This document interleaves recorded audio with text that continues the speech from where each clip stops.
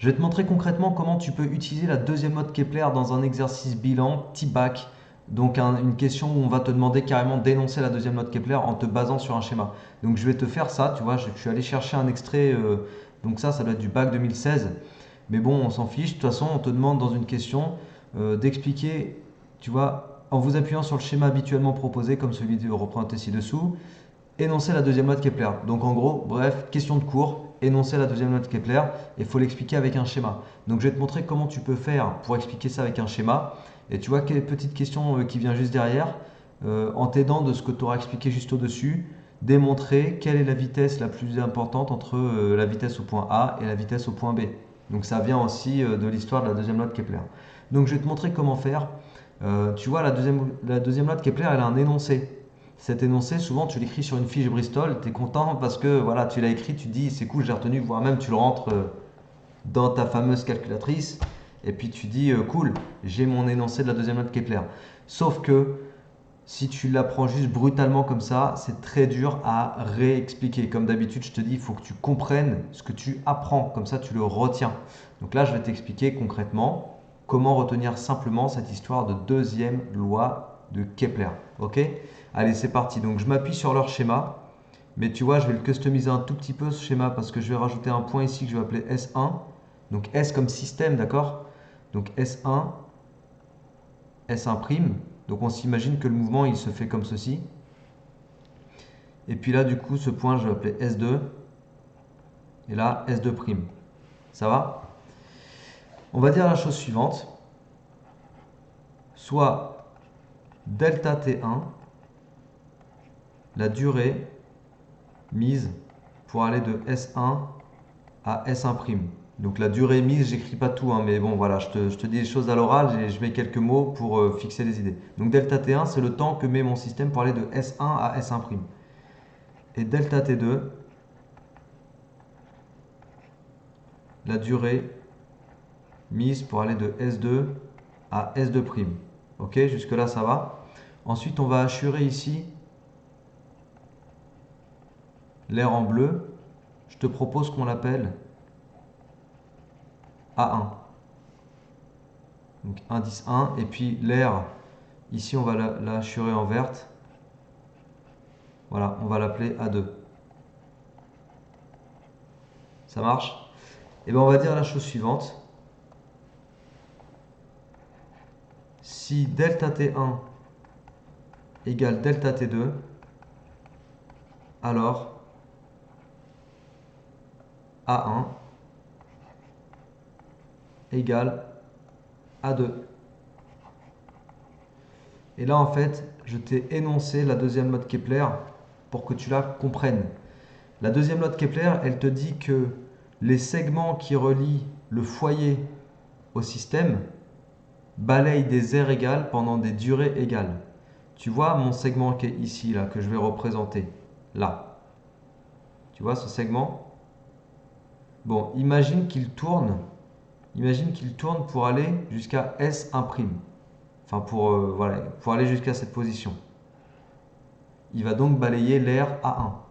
On est d'accord? Il balaye cette aire A1 pendant la durée delta T1. Ok? Maintenant, le segment qui part du centre, enfin du foyer jusqu'à S2, il va balayer une certaine surface jusqu'à atteindre la position foyer S2' pendant la durée delta T2. Et il va donc balayer l'air A2. La deuxième loi de Kepler, elle te dit que ces deux aires seront égales si les temps de balayage, delta T1 et delta T2, sont égaux. Voilà. Et donc c'est comme ça que l'énoncé de la deuxième loi de Kepler arrive. Les aires balayées pendant des durées égales sont égales. Voilà.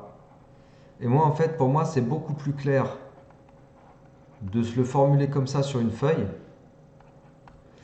Tu vois, de se le formuler comme ceci, en se refaisant la petite histoire, exactement comme je viens de te le faire, en retrouvant par toi-même tout le processus et à la fin en reposant que si les durées sont égales, les aires balayées sont égales. Et après, tu énonces cette deuxième loi de Kepler facilement. Tu vois, les aires balayées pendant des durées égales sont égales. Et là, un correcteur comprend directement ce que tu veux dire. Ton prof comprendra directement ce que tu veux écrire. Surtout si tu lui as mis de la couleur comme je t'ai fait ici. Surtout si tu as illustré avec S1, S1', S2, S2'. Là, on sait exactement de quoi tu parles, tu vois. Et toi-même, tu sais exactement de quoi tu parles. Voilà comment moi je te propose d'utiliser en fait l'énoncé de la deuxième loi de Kepler dans une question comme celle-ci. Ok? Maintenant, autre chose par rapport à cette vidéo, je vais te montrer comment justifier laquelle de deux vitesses entre VA et VB est la plus importante. D'accord? Alors pour faire ça, on va considérer les longueurs S1, S1' et S2, S2'. T'es d'accord? Alors attends, je vais dézoomer un tout petit peu pour qu'on ait toujours le schéma sous les yeux. Donc on passe sur la question 1,4 là, qui est ici. La vitesse de la comète est-elle, bon c'est une comète en fait, le système là c'est une comète. La vitesse de la comète est-elle plus grande en A ou en B? Justifié. Donc pour la question 1,4, on va commencer par dire que S1, S1', la longueur, cette longueur là, est inférieure, c'est une longueur d'arc, hein, comme c'est circulaire, c'est un arc, elle est inférieure à la longueur S2, S2'. S2, S2'. Ok? Géométriquement, tu prends bien conscience que la petite portion là de longueur d'arc, elle est plus petite que celle-ci. Maintenant, je vais diviser à gauche par delta T1. Dans mon inégalité, je divise à gauche par delta T1 et je divise à droite par delta T1 aussi. T'es d'accord? Mais delta T1, c'est égal à delta T2. Toujours avec ce que je t'ai introduit au-dessus, hein, delta T1, delta T2. Delta T1, c'est quoi? C'est la durée entre S1 et S1'. Et delta T2, c'est la durée entre S2 et S2'. Et on part du principe que delta T1 égale delta T2. Donc là, j'ai bien divisé à gauche et à droite par la même chose. T'es d'accord? Et en fait, à droite de l'inégalité, mon delta T1, je le remplace donc par delta T2. Tu vois, je t'ai mis une étape en fait pour que tu comprennes que j'avais bien divisé des deux côtés par la même quantité. Mais maintenant, mon delta T1, puisqu'il est égal à delta T2, bah, je le remplace par delta T2.